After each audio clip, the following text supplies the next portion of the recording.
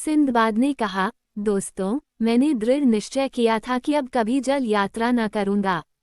मेरी अवस्था भी इतनी हो गई थी कि मैं कहीं आराम के साथ बैठकर दिन गुजारता। इसलिए मैं अपने घर में आनंदपूर्वक रहने लगा।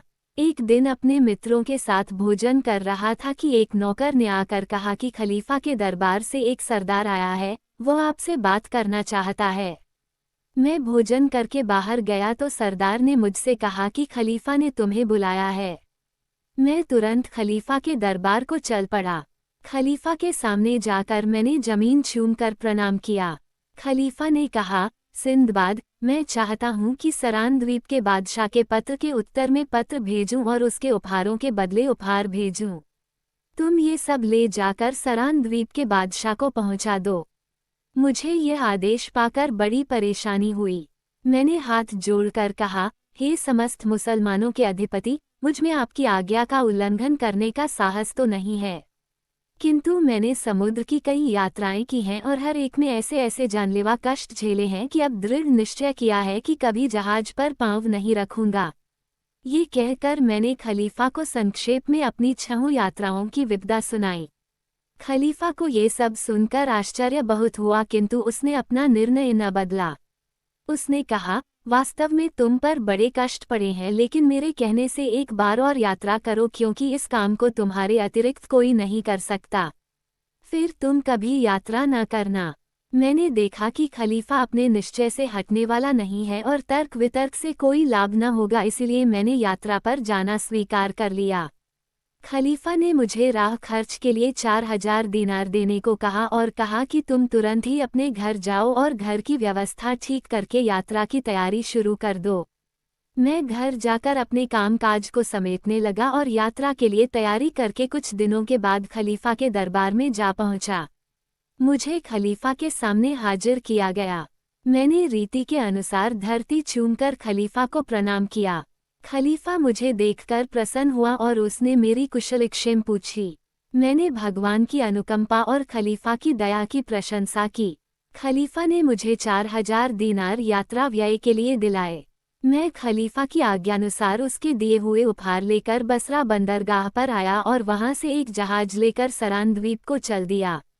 यात्रा निर्विघ्न समाप्त हुई। मैं सूचना देकर सरान द्वीप के बादशाह के सामने गया और अपना परिचय दिया।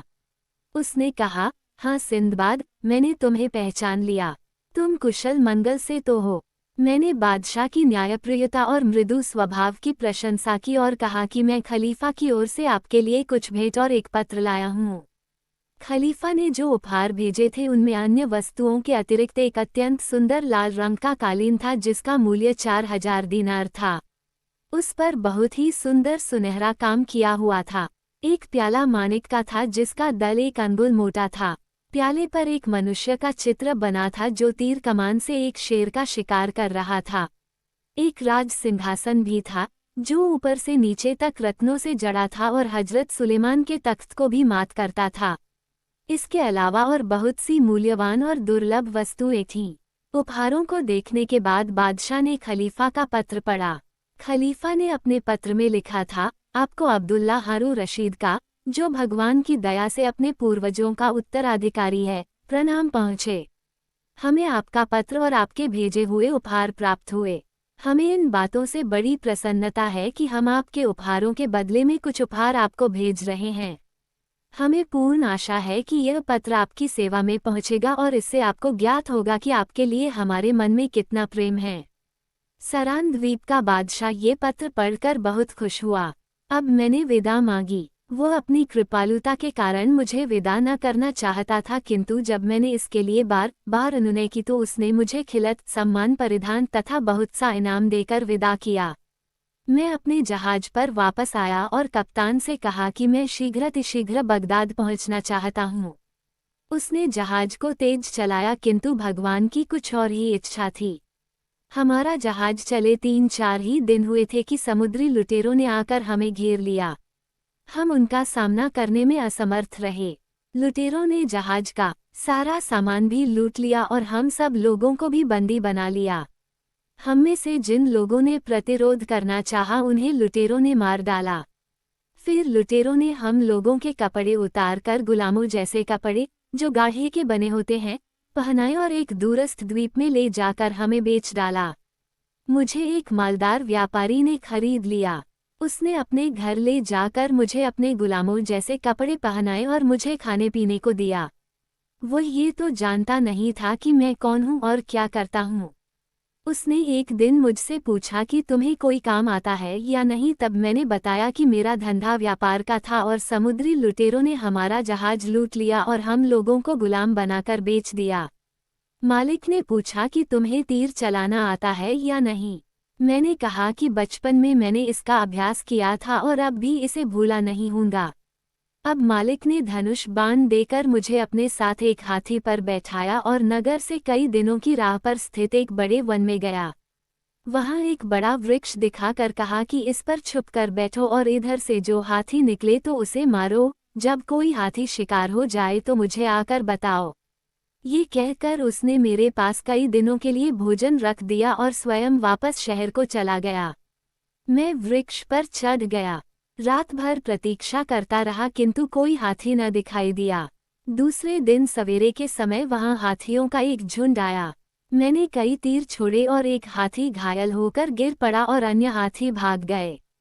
मैं शहर में आया और अपने मालिक को बताया कि मेरे तीर से एक हाथी गिरा है। वो ये सुनकर बहुत प्रसन्न हुआ और उसने तरह तरह के स्वादिष्ट भोजन मुझे खिलाए। दूसरे दिन हम दोनों उसी जंगल में गए। मालिक के कहने पर मैंने गड्ढा खोदकर हाथी को गाड़ दिया। मालिक ने कहा, जब हाथी सड़ जाए तो उसके दांत निकाल कर ले आना क्योंकि यह बहुमूल्य वस्तु है। मैं 2 महीने तक यही काम करता रहा। मैं उसी वृक्ष पर चढ़ता उतरता रहता था। मैंने इस बीच कई हाथियों को निशाना बनाया। एक दिन मैं उस वृक्ष पर चढ़ा था कि हाथियों का एक विशाल समूह आया। वे सब पेड़ को घेर कर खड़े हो गए और अत्यंत भयानक रव करने लगे। वे संख्या में इतने अधिक थे कि सारी धरती काली दिखाई देती थी और उनके पैरों की धमक से भूकंप आ रहा था। उन्होंने मुझे देख लिया था और वे पेड़ को उखाड़ने लगे। ये देखकर मैं डर के मारे अधमरा हो गया। तीर कमान मेरे हाथ से गिर पड़े। एक बड़े हाथी ने अंततः सूंड लपेटकर उस वृक्ष को उखाड़ ही डाला। मैं धरती पर गिर गया। उसने मुझे उठाकर पीठ पर रख लिया। मैं मुर्दे की तरह उसकी पीठ पर पड़ा रहा। वो मुझे लेकर एक ओर चला और शेष हाथी उसके पीछे चले। हाथी मुझे एक लंबे चौड़े मैदान में ले गए और मुझे उतारकर एक ओर चले गए और अदृश्य हो गए। फिर मैं उठा और चारों ओर देखने लगा। कुछ दूर पर मुझे एक बड़ा खड्डा दिखाई दिया जिसमें हाथियों के अस्थिपंजरों के ढेर लगे थे। अब मैंने सोचा कि हाथी कितना बुद्धिमान जीव होता है। जब हाथियों ने देखा कि मैं उनके दांतों के लिए ही उनका शिकार करता हूं तो उन्होंने खुद मुझे यहाँ लाकर यह खड्डा दिखाया और यह इशारा किया कि तुम हमें मत मारो बल्कि यहाँ से जितने चाहो हाथी दांत ले लो। मालूम होता था कि जब कोई हाथी मृत्यु के निकट होता है तो खड्डे में गिरकर मर जाता है। मैं वहां एक क्षण के लिए ही ठहरा और वापस अपने मालिक के यहाँ पहुंचा। रास्ते में मुझे एक भी हाथी नहीं दिखाई दिया। मालूम होता था कि सभी हाथी उस जंगल को छोड़कर किसी दूर के जंगल में चले गए थे। मेरा मालिक मुझे देखकर बड़ा प्रसन्न हुआ और कहने लगा, अरे अभागे सिंदबाद, तू अभी तक कहाँ था? मैं तो तेरी चिंता में मरा जा रहा था। मैं तुझे ढूंढता हुआ उस जंगल में गया तो देखा कि पेड़ उखड़ा पड़ा है और तेरे 3 कमान जमीन पर पड़े हैं। मैंने बहुत खोजा किंतु तेरा पता न मिला। मैं तेरे जीवन से निराश होकर बैठ गया था। अब तू अपना पूरा हाल सुना। तुझ पर क्या बीती और तू अब तक किस प्रकार जीवित बचा है। मैंने व्यापारी को पूरा हाल सुनाया। वो उस खड्ड की बात सुनकर बहुत प्रसन्न हुआ। मेरे साथ वो उस खड्ड तक पहुंचा और जितने हाथी दांत उसके हाथी पर लद सकते थे उन्हें लादकर शहर वापस आया। फिर उसने मुझसे कहा, भाई, आज से तुम मेरे गुलाम नहीं हो। तुमने मेरा बड़ा उपकार किया है, तुम्हारे कारण मेरे पास अपार धन हो जाएगा। मैंने तुमसे अभी तक एक बात छुपा रखी थी। मेरे कई गुलाम हाथियों ने मार डाले हैं। जो कोई हाथियों के शिकार को जाता था 2 या 3 दिन से अधिक नहीं जी पाता था। भगवान ने तुम्हें हाथियों से बचाया। इससे मालूम होता है कि तुम बहुत दिन जियोगे। इससे पहले बहुत से गुलाम खोकर भी मैं मामूली लाभ ही पाता था, अब तुम्हारे कारण मैं ही नहीं इस नगर के सारे व्यापारी संपन्न हो जाएंगे। मैं तुम्हें न केवल स्वतंत्र करूंगा बल्कि तुम्हें बड़ी धन दौलत भी दूंगा और अन्य व्यापारियों से भी बहुत कुछ दिलवाऊंगा। मैंने कहा, आप मेरे स्वामी हैं।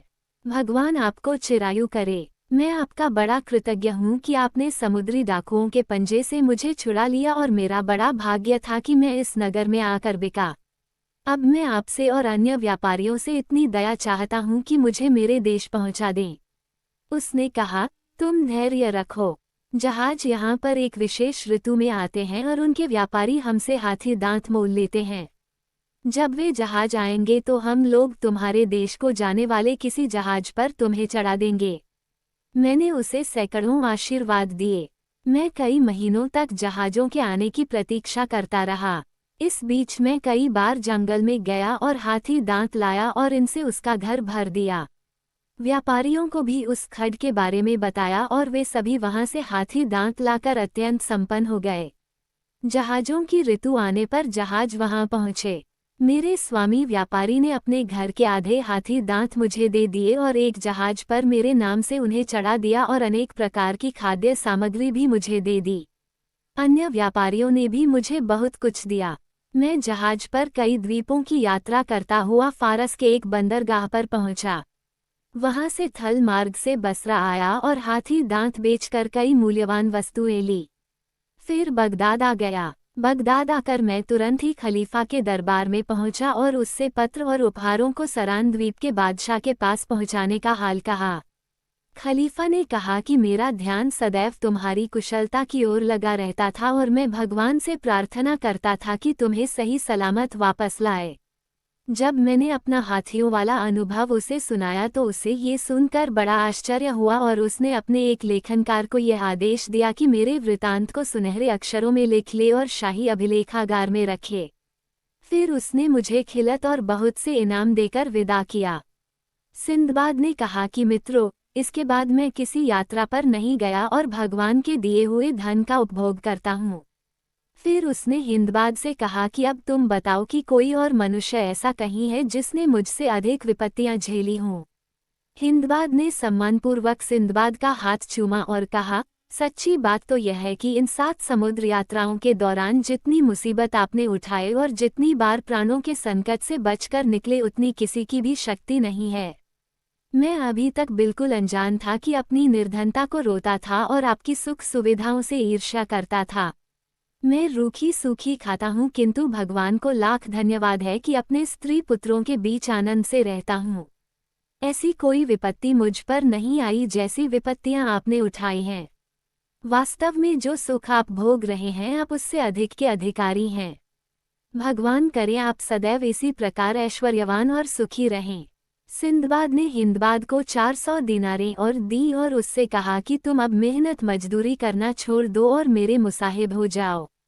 मैं सारी उम्र तुम्हारे स्त्री बच्चों का भरण पोषण करूंगा। हिंदबाद ने ऐसा ही किया और सारी आयु आनंद से बिताई।